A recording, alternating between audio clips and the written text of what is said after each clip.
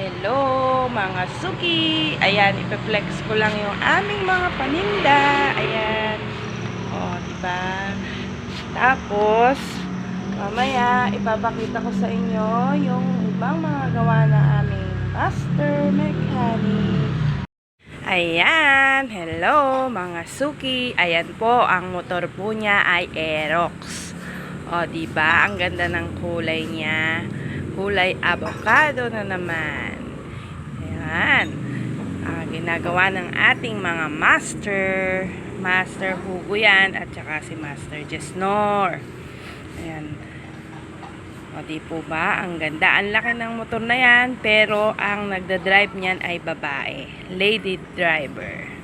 Lady rider pala. Driver sa sasakyan pala yon.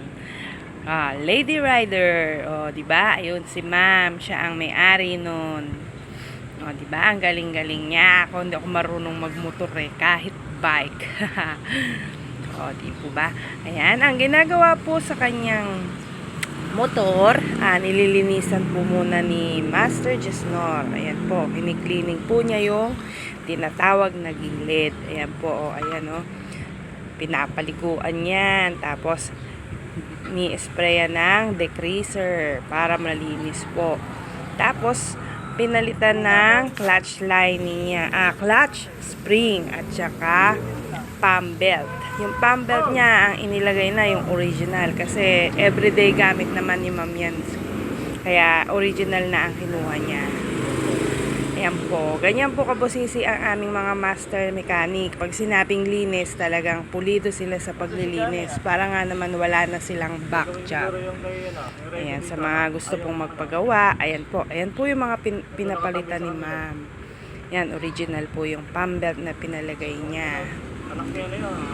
Sa mga gusto po magpagawa, dito lang po kayo sa The Asis Motorcycle Parts. Sa may Cantarilla, Valdepuente, Cabanatuan City. Ayan naman po si Master Marlon. Busy sa kanyang pagtutorno. Torno is real. Yan. And torno is real. Ayan po yung isang ginagawa.